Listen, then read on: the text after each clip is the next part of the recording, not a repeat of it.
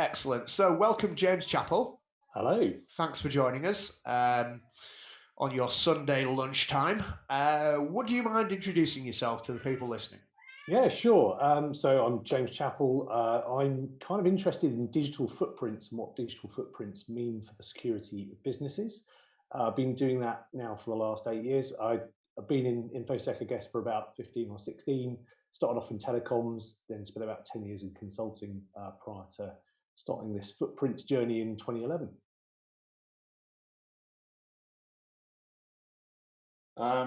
So I think Mark's gone on mute. I'll take over. So 2019, was a good year for you? Anything to reflect back on? It's been a fascinating year from my perspective. I guess we've seen a whole bunch of different things change. So I saw we sort of chatting a little bit about some of the sort of vulnerabilities. We've had some interesting ones. I thought the 2019-07-08 vulnerability was an interesting one to track. I look at sort of threats from publicly available information. It was interesting to see how that unfolded and how that was discussed. I think sort of the way that data loss has continued to accelerate has been super interesting. I think looking at just sort of the digitization of crime, I think is sort of quite another interesting sort of, it's really become quite industrialized in a way that hasn't been for a very long time either. So it's been, I think 2019 is super interesting. I think those are things though, I think that will continue to accelerate throughout next year as well. Yeah, I think that's a fair statement. We've got Zach in, who you are joining in your slot, or is joining you. Zach, would you unmute your microphone for us? There you go, unmuted. Hey guys. How you doing, Zach? Zach. Good. Okay, just for the benefit of people that are not familiar with you, could you just tell us who you are and what you do? Yeah, so a couple of hats. I used to work for the same company as James, actually, which is a weird coincidence. So we planned it. Well done for planning that. So we overlapped at a company called Detica, which was a cybersecurity business, which is now part of BAE. So that kind of explains where I got the cyber bug from. Yeah. I guess two hats. I run a surveillance business right now, which focuses on video surveillance and facial recognition and exciting stuff like that, working for various government agencies around the world. And then I also write opinionated kind of monologues around cybersecurity when things take my interest or I feel are worthy of a bit of a rant. So that's where I guess most people will probably be familiar with me. Fantastic. The one thing I wanted to ask both you guys, do you guys see the threat landscape changing, like the threat actors? Do you see the different trends? I'm happy to have a quick crack at that. Definitely. So I think one of the couple of interesting things, sort of the level of industrialization that we see in things like fraud has changed enormously. So if you look at something simple like business email compromise fraud, there's now toolkits, and the scale of those crimes has risen hugely. I think also it's gone from sort of like high volume, low value to low volume, high value as well. That's sort of another shift I think we've seen a lot. So a lot more targeted, a lot less sort of generic types of crime that we see online. I would agree with that. I mean, the fact that you can customize by region, by language, your phishing emails from kits that are available online, truly industrial levels. I completely agree with that. Zach, are you seeing sort of advanced persistent threat actor techniques bleed over into the more common criminal activities, or is there still sort of a differentiation between the low-skilled actor and the APT actor? I think at a basic level, there's clearly a difference. So the level of sophistication across the state-sponsored guys is different. And I think in both spheres, it's been a really interesting year. And I think we'll look back on this year as being quite seminal. I think on the generic cybercrime side, attacks on, mainstream platforms, clearly Android and iOS. I think we've seen more of that this year than ever before. And probably users have lost their innocence a bit this year. I think if you've got an Android device and haven't yet clocked the issue, then you've clearly not been on the internet for the last 12 months. And Apple, which has always played the secure ring-fenced card, has, had a couple of punches to the nose this year and is now in recovery mode. I think on the kind of the nation state side, it's actually even more interesting, although clearly less publicized. I think we've seen, I've kind of talked before about the coming together of the cyber domain and the physical domain, and we've seen kind of an action in one sphere being kind of, we've seen retaliation in the other. And if you go talk to senior military leaders, they'll talk about hybrid warfare and the role of the media. They've got cybersecurity divisions they're standing up. They're looking at social media. We have not seen that before. And I think, again, we'll look back at this year as the year that kind of the high-end national security military sphere kind of changed for good. James, how do you see the cyber criminal adapting? Is it going to be a case of, if you're not using the latest tools, if you're not emulating or learning from APTs, you'll be out of the game because our defenses are going to be sort of set at that low-level bar? Or what do you think? Actually, it's quite interesting. I was chatting to a couple of people this week about just Cryptolock ransomware, where the actor had gone in and used remote access toolkits to case the joint, to work out who they should target, which team they should target first before they go in. We're also seeing that with things like invoice fraud as well. We're seeing sort of, again, remote access toolkits, again, probably a bit more commodity. So they're using sort of known vulnerabilities, but as we know, most organizations have some of those vulnerabilities in them. And then, you might not see O days quite as regularly with criminal audience, but they're certainly, they're not doing simple stuff. They're doing sort of fairly advanced, sort of getting in, spending time casing the joint, because the payoff now is so much bigger than it used to be. We're not talking about a few $100s. We're talking about, hundreds of thousands of pounds. If you especially look at things like the construction industry, if I'm getting between the invoice, the payment for a big concrete pour in a building, for example, that's hundreds of thousands of pounds in one hit. So they'll spend time on it and they'll properly case the joint. So are you suggesting that the delays in Crossrail may be cyber attack related? I'm sure if they could rely on that excuse, they would, right? It's been, Zach, that brings me to, a really interesting sort of point. Like, as a journalist, at some point you have to assert a theory. And it seems to me that a lot of the time it's ephemeral, that it's a very much a changing situation on the ground. How do you sort of approach that from a journalistic perspective? Because as you probably are aware, there are many people out on Twitter that are all too quick to criticize journalism in InfoSec. I think that's right. And I think, and again, there's different levels. I mean, we're peeling an onion here, right? And the really interesting thing about trying to cover the threat actors, the nation state guys, is there's, attribution is always assumed, or you're kind of trying to join the dots. You don't know. And I think what we've seen in the last few months is some really interesting research around trying to join the dots up. And we've seen real differences between what's happening, say, Russia and China. You've seen, North Korea and Iran really trying to step up to the table. Just in the last couple of days, you've seen, further stuff coming out of Vietnam. And I think what that is doing is putting into the public domain, or the shadowy public domain, some serious cyber tools that are then being picked up by the cyber criminals. So you go onto the dark web right now, and there are state-sponsored toolkits that are available that are being sold. And I think what we've seen as well is the commercial entrepreneurship, if you like, of some of the nation state guys. I mean, these are arm's length guys, right? So they're not carrying government creds. So they're clearly moonlighting overnight and making a few quid for themselves. And that is putting some serious tools into the public domain. You asked the question before in terms of levels of sophistication and what's changed. As a user, and we all see the email compromise stuff that comes into every business, and it's easy to spot. A lot of this stuff is not easy to spot anymore. And you kind of look at it and you think, well, yeah, that's seriously clever. They've used you, they've assumed what you're interested in, they've picked up some of your interests. And you really have to have your wits about you, and that's new. And it's really quite hard to work out as someone who runs an organization how you train people to spot that stuff. Can I ask you a question, guys? What are your thoughts on the things that we've seen an increase in the last 12 months around nations falling out with nations at a tech level? So the example I'm going to cite is Huawei. Okay.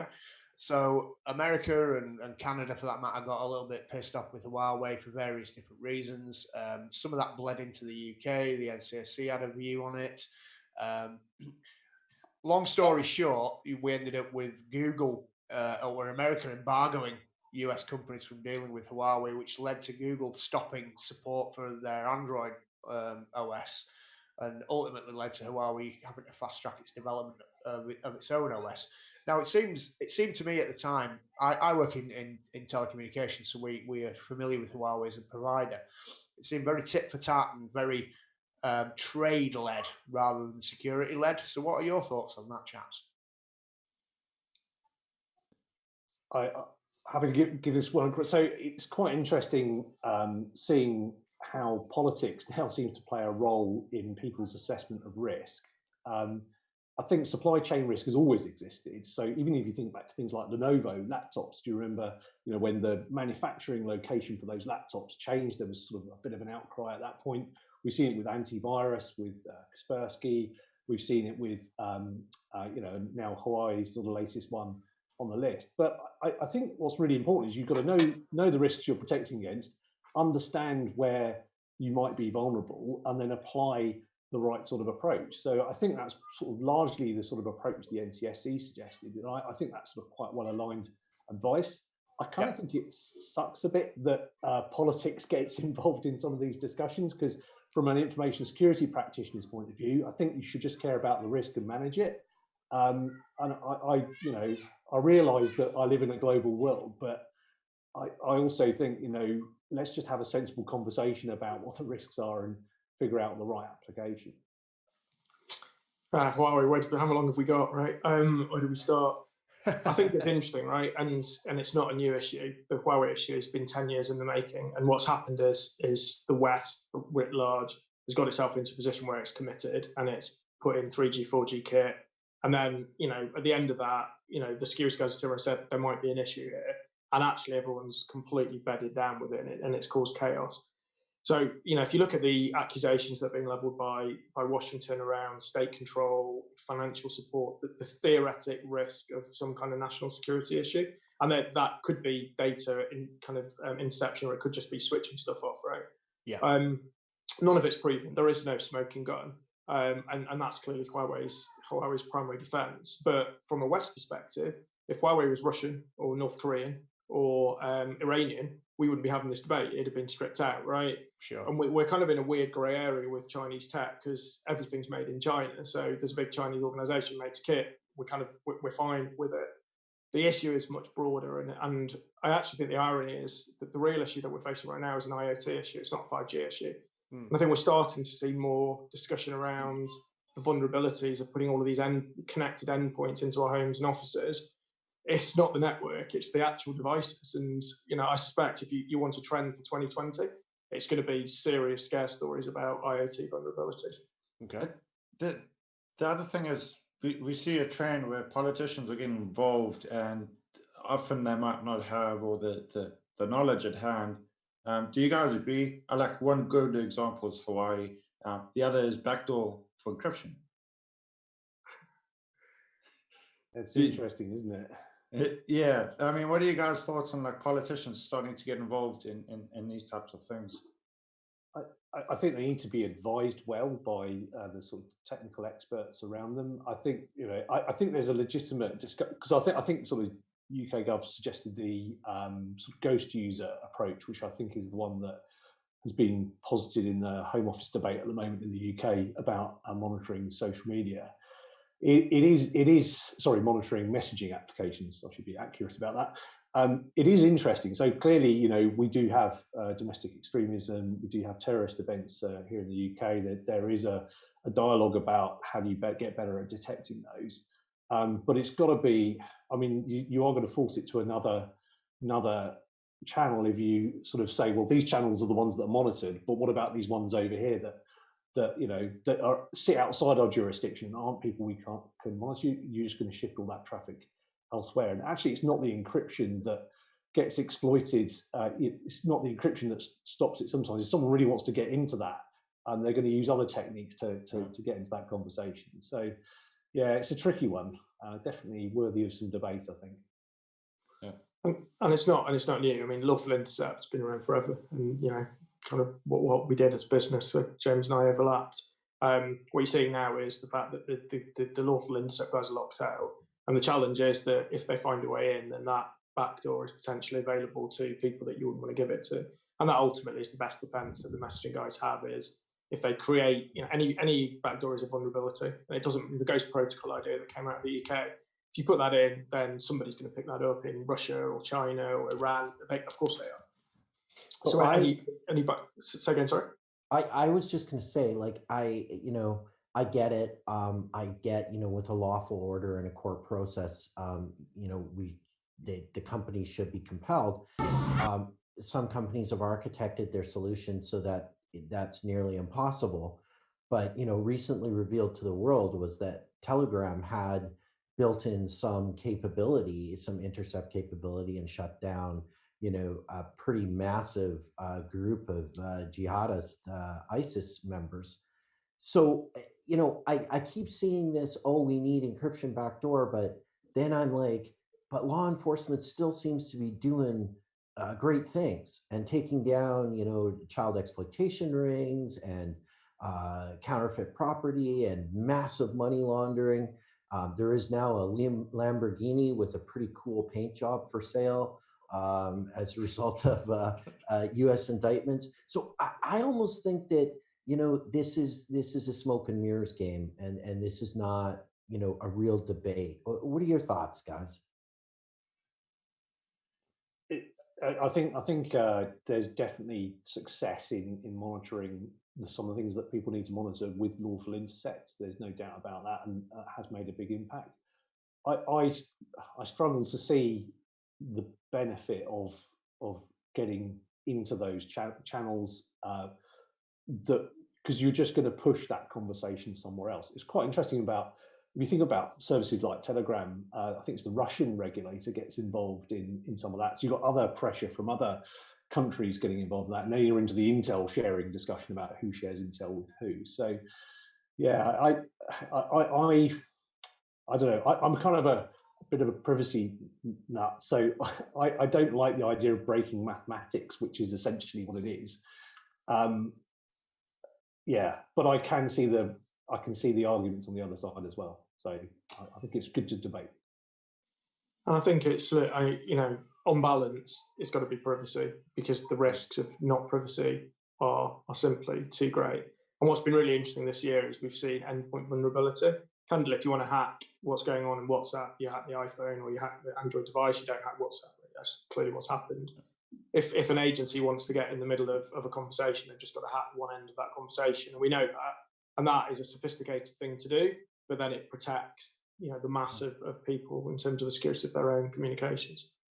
Because the other thing that I think people don't realize is if you start playing around with these things, the attackers are just going to go off and do their own thing. Haven't we already seen that with some of the ISIS where they develop their own platforms? Yeah, and hopefully they've got plenty of holes in them as well, right? So they can be exploited.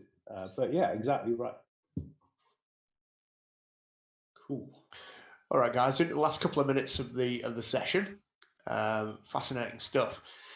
Zach, I guess you gave us a little bit of an insight into your thoughts around the next year and probably forever, really, around IoT risk and all that kind of stuff. But just give us an idea, James, what you think we might be seeing more and more of in the next 12 months and maybe even beyond. I was very interested in some of the SecDevOps discussions on the show earlier. I'm really interested to see how developing code is changing the way that companies lose data and the way that they're vulnerable. And I think as a theme, it's a really interesting one because the way we're producing code is changing. We can do it quicker, better, faster than ever before, but it's brought a whole host of new risks, which I think are interesting for us as professionals to have to manage. So I think 2020 for me that's going to be a really interesting area. Yeah. Open S3 buckets all over the place. Oh yes. Remember, Sean, S3 is not vulnerable when you buy it. It's vulnerable when you configure it. Yep. All right. So, okay, gentlemen, that's been absolutely fantastic. Thank you ever so much for taking time to join us. No problem. Really enjoyed it. We really appreciate your time. So thank you very much indeed. Good luck with the rest of the day. Thanks, guys. Thanks. Cheers. Bye. Bye.